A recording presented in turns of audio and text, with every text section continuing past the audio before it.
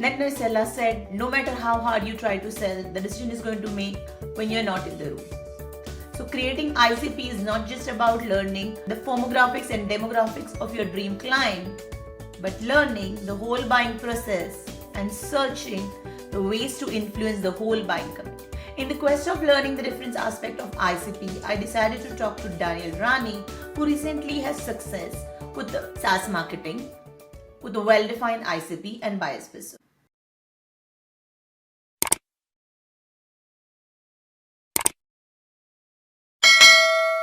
Welcome Daniel, thank you so much for joining me today. I'm super excited to hear your SaaS success story. I'm creating ICP currently and I'm sure your insights will be helpful. So could you please introduce yourself and tell me how did you success on the SaaS project by creating a well-defined ICP?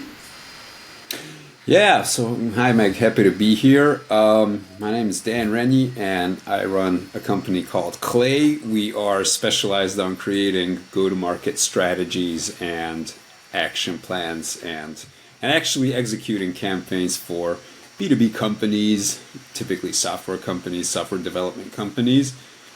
And what we found in the past is that, typically whoever has the best insight and whoever can take the best action on the insight typically wins.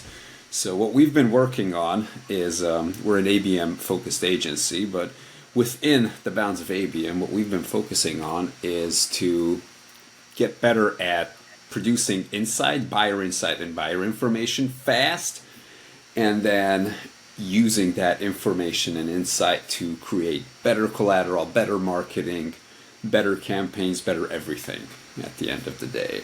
And so we try to streamline everything and make sure that everything clicks together real nicely and smoothly. Absolutely. At the end, you don't want to just shoot the arrows in the air. You want to have some point, right? So I believe the ICP helps, right? Yeah, definitely. So it all starts, almost everything that we do starts with checking out the client company's ICP definition, okay? Because usually it's too vague. And it's something that is just one step, it's the first step, but it can take a long time. So very often it's a difficult journey. And more often than not, it is vague. But in other cases, depending on the size of your company and the maturity of your industry, you also want to be mindful of having multiple ICPs and not necessarily too tight. So on the one hand, for most companies, they need to tighten and be more specific and more niche down. But on the other hand, you can overdo it. So there is a danger in being too niche, and especially for larger and scaling companies. So it's I'm not saying it's a delicate balance, but you got to know your thing when you're doing it. And it's easy to get it wrong, and once you screw that up, the rest of the campaign will be very unstable. It'll be on fragile ground. So that's the important thing. Yeah, it scares. To get it correct, it's absolutely important. And right, I agree. So could you tell me how there is a still misconception ICP and bias persona? So could you please elaborate what is your opinion about ICP and bias persona? How would you define that? What is your opinion about it? Right, okay. And there is actually a third concept or a third term here, which is buying committee or buying committee member. So the way I see it is the ICP is really a bad name if you think about it, because it says profile, but what it really is the ideal customer account, the ideal company account that you define. So it's not a person, it is a company. That's the important thing. And you define it by firmographics, by demographic factors, by what tech stack they have, where they are in the business, and a bunch of other factors. And within your ideal company accounts, within your ICPs, you have buyer personas, who are people. And what's important about them is that there are always multiples of them. When you're doing an account-based marketing motion, you're typically selling large deals, complex deals, and it's never just one person who's involved in the deal. It's always multiple people. Well, that group of people is usually referred to as the buying committee, which again is kind of an outdated name because it's never it's seldom a formal committee unless you're in the hundreds of thousands and millions of dollars size deals where they actually appoint the specific committee saying, okay, it's these people, you do the research, you do the decision making, you do the, I don't know, follow-ups, whatever. So there's a buying team. It's not always a formal team, but it's always multiple people.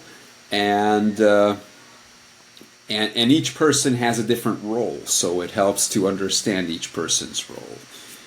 And so, we don't really use the term buyer persona that often because it usually comes from B2C, where it's one person who's doing the research, making the decision, and whatnot. We use buying committee member or, buying persona. And within the buying committee, you want to focus specifically on one. At least on okay. The most important person in the buying committee is usually the challenger. And that person is the one who deals with the problem that you solve on a day-to-day basis, so they experience the pain the strongest. And what you do is of the most direct consequence to them. Because often the decision maker is not going to be facing that problem day to day. It's going to affect them though, but they're not going to be the ones who deal with the shit on a day-to-day basis. So you want to do the most of the conviction and the selling and the marketing to the challenger, to this person, who is usually a mid-level manager or an upper-level manager, while the decision maker is usually a top-level manager or somebody in the C-suite.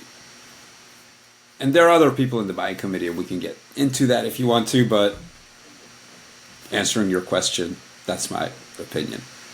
Yeah, absolutely. I agree. Do you think the ICP would evolve at the different stages of the company? So the company stage is, if let's say their revenue model is 0 to 10 million and then 10 and above. So do you mean that they will evolve as per these companies? And how does that? Could you please explain? Oh, yeah, it does all the time. I mean, just a few factors that impact. So it's very rarely static for more than a couple of years. So on the one hand, you can incorporate more ICPs. Let's say you develop software and you can service the entire world, all verticals and industries, but for the sake of launching ABM, you want to focus on just one vertical. And within that vertical, a specific size of company or a company with a specific tech stack or a technology or a problem. So you would start out going, I don't know, in the banking sector, and within the banking sector, choose, upstart fintech companies, for example. So that's your ICP. And as you get experience and as you crack the code, so to say, in ABM, in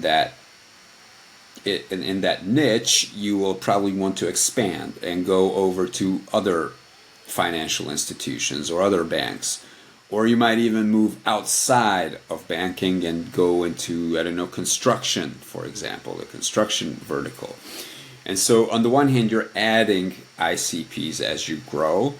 On the other hand, another common direction is to move up market. So once you get enough traction mid-market, then you can try to sell into higher value accounts, larger accounts, where you can do the same job for more money.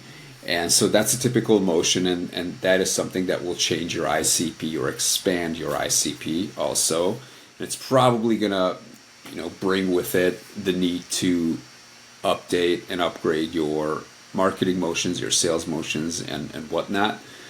And so that's also a common direction. Another thing that can change your ICP is building a new capability into your product, or getting rid of a capability in your product or a feature, because that can happen as well. Acquiring a new technology or a new company that will change the capabilities and features of your product. So when that happens, you might find that you're able to serve new companies better, or a different type of company better. So when we are running the ABM and we say that, okay, let's focus on ICP, would you consider that is the only customer, or that is the only type of customer I want to target, or that is only I want to serve? Would you consider ICP is only the OCP, or would you be open to take any other client if in case it comes? For example, we are running a LinkedIn campaign, and other people come to us. It's inbound. So how would you take that? Okay, we might be able to help this company. We might be able to get results for this company, but we're not going to be able to use them as a reference in our current marketing efforts for a long time. And it's going to take resources away from another couple of projects which we want to do, which are going to become good case studies. Then that again is a point of consideration. But yeah, I agree. Of course. So, of course, we will dive more detail into the ICP sector. But before we dive, let's talk about some of the data points that you would consider while creating the ICPs. And of course, I would also want to take a step further, and I would like to know what are your favorite sources to get those information. Okay, right. So some things that we consider when building the ICP. Okay, the classical ones are geography, vertical, so industry, sub-industry or sub-vertical or sub-niche within that industry. Then you can go into geography, North America, Europe, East Asia, Southeast Asia, whatever. I would highlight the fact that especially in larger regions, you might want to target specific metropolises or cities because that tends to be pretty strong. So if you want to conquer a certain vertical, then what can really help is to get some key companies, key clients from a geography because there's proximity. So what that means is that companies and business leaders within a city typically have a strong business network. And if you get 2 or 3 key companies from that network, then the news is going to spread very fast and it's going to make a bigger impact than if you just get 3 companies from here, there, and over there. Because then that's not going to play on the proximity effect.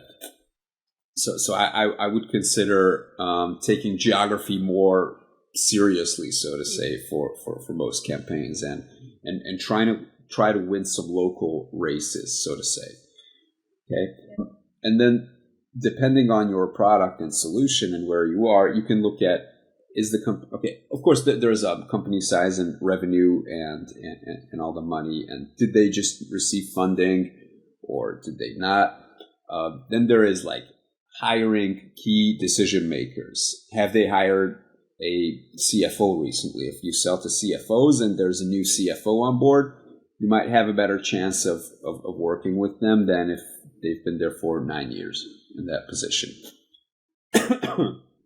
So, yeah, you look at these factors, and where do you get these factors from? The best thing to do is if you have a history of clients in selling that product or service, then you should take a look at your past sales experience. So who can you work with really well and who can you sell to really well? What types of companies? What are the characteristics? And then just do appropriate factor analysis. What are the factors that make a project good? What are the factors that make a sales easy and smooth and good? And then just look at the commonalities between good clients and the not so good clients and not so good prospects. And then that'll uncover things. And then if you really get into it, you'll get into stuff like, what technology they use, how developed they are in the certain thing that you do. So, for example, if we've got a client who did database services and data services, there's this thing called data maturity, like how mature an organization is in storing their data and handling data. So that's something that they looked at because they found that the less mature a company is, the better they can work together and the easier it is to sell to them. So that's something that they would look for. And then the next question is, okay, how do you get that data from? So going from the more specific, like data maturity, well, you might not have a lot of data available on what, for example, the data maturity or the marketing maturity is of a company. So if, for example, we're targeting companies who should be doing ABM. Now, typically ABM goes under the radar because you don't really see it in action because it's so directed. And so you have to make assumptions on, okay, how are they doing demand generation and what sort of things are they communicating? And what technology are they running? Are they running HubSpot? Are they running something else? Are they not running anything? And so you can make assumptions based on their marketing maturity. You can make assumptions based on their team composition. So if you're looking at data scientists, then you can take a look at how many data scientists do they have on board. Do they have like a chief big demigod of data, or whatever they call it at the company, and that. And then the other factors like funding and firmographics and whatever else you can just get from databases, such as Apollo, such as Clay, such as Bombora, which is for intent data. But now you can get Bombora inside of Clay, so you can get inside of Apollo. So you have several options. I like it. All right, this makes sense. I like this approach, and when we all as ABMers we agree to this approach, but all the CEOs, they are not all the CEOs, like they do not want to focus on specifics because they are scared we might lose on some clients they are coming on. So everyone wants to sell, all the CEOs specifically wants to sell to everybody, and you need to drive the focus. Okay, so like what do I tell someone who is afraid of missing out? Correct. Yeah. Well, that's an easy one. If you walk them through it, it's just business fundamentals. So, and life fundamentals, basically. So whatever you focus on, if you focus your energy and effort into one specific area, you can be the best over there. And it's easy to see how you cannot be the best at everything or several things at once. And typically when you're launching account-based marketing, what you want to do is not launch it company-wide anyways. You want to set up a little experiment. So almost by definition, you're going to need to niche down.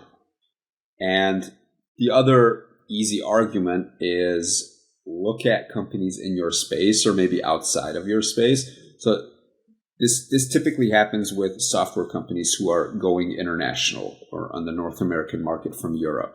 So at home, in their home countries, they can service like every vertical, and they have solid references from banking to mining to, government and everything else.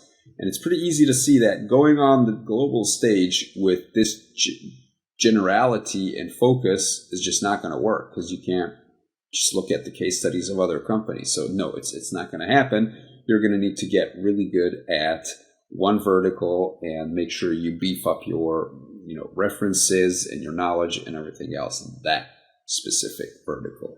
I don't spend too much time explaining this, so people tend to get this pretty fast. If not, then just let it be. Work with someone else. We cannot explain to everyone, but I understand this focus approach. I personally love it, and probably that's why I'm the ABM lover. So what happens if I do not have a sufficient information, sufficient data about the company, and would you rely on some market research? Or if we don't have sufficient data for all, as you said, even I'm right now developing ICP, but we have based in Europe, a software development company.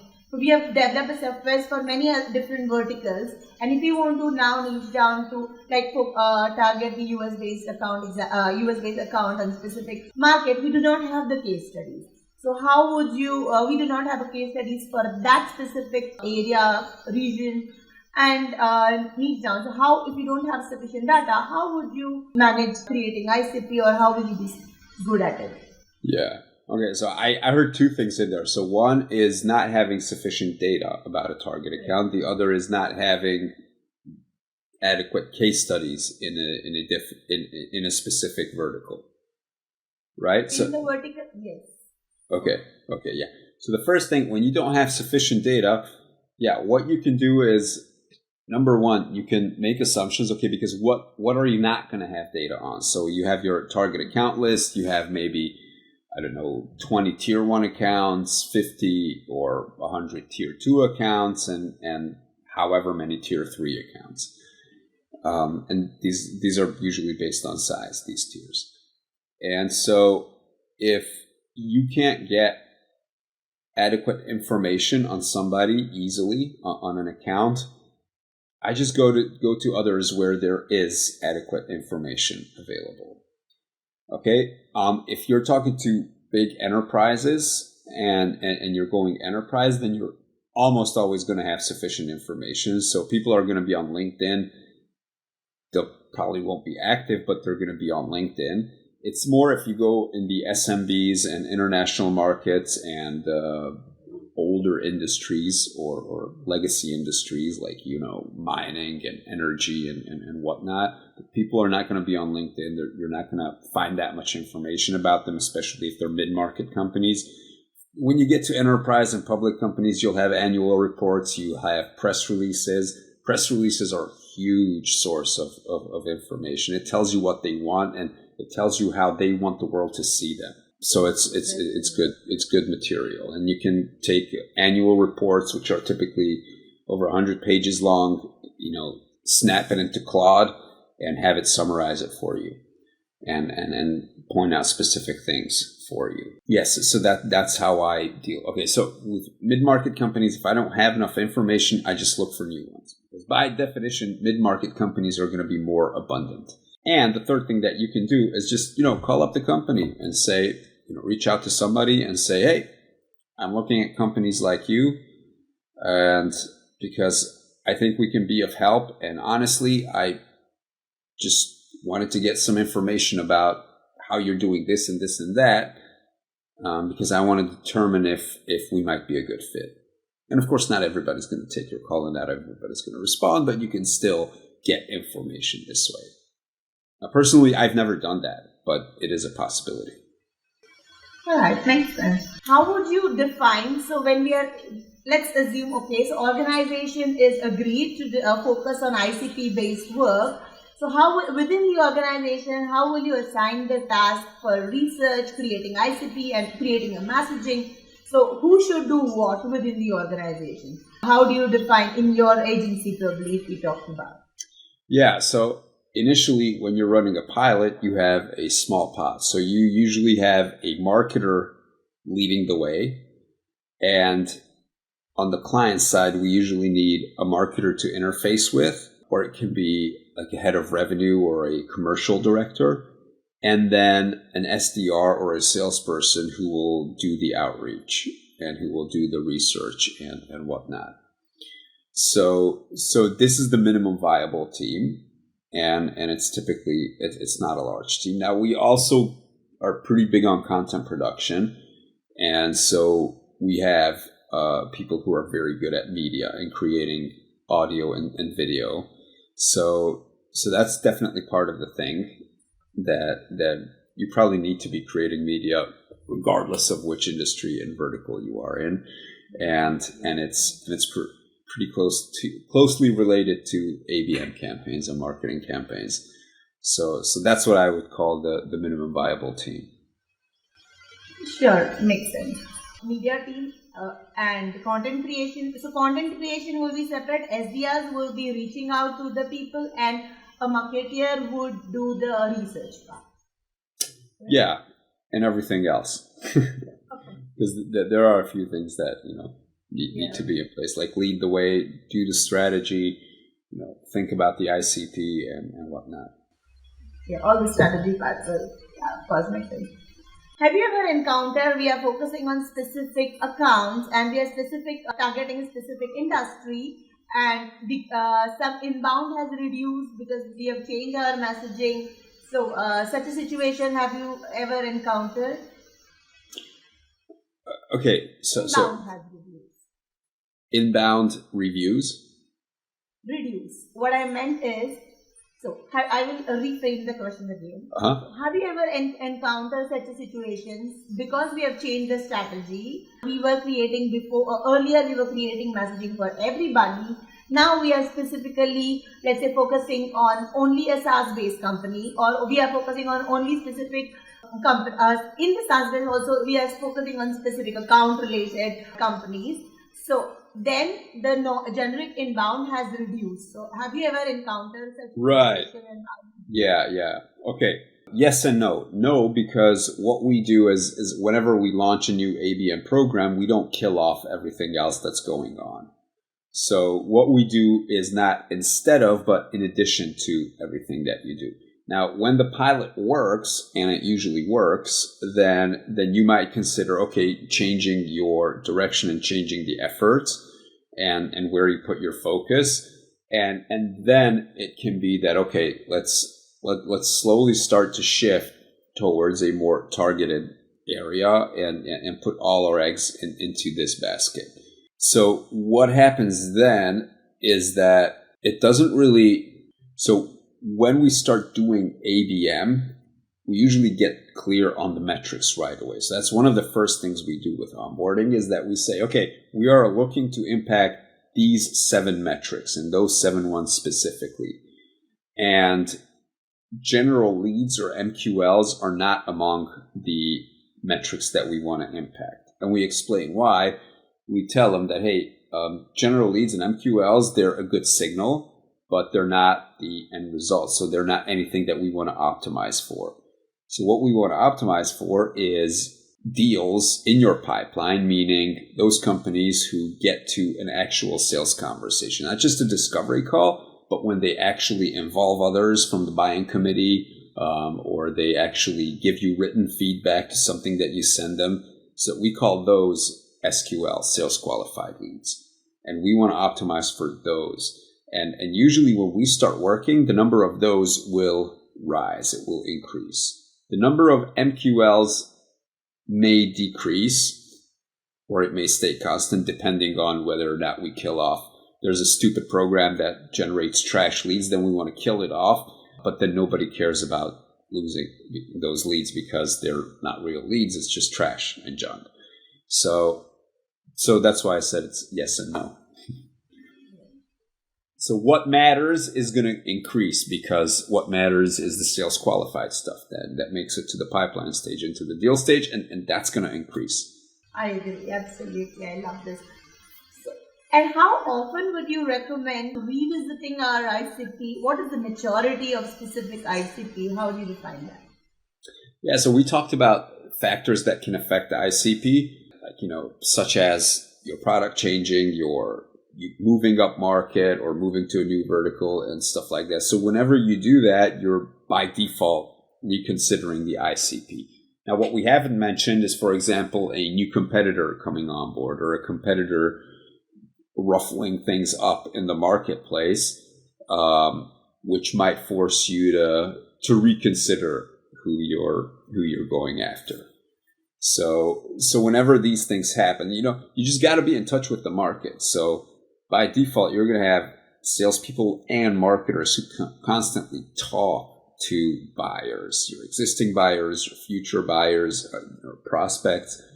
And, you've just got to build out the intelligence to keep surveying buyers. And that's one of the things we advocate for, by the way, that market research should be an ongoing thing.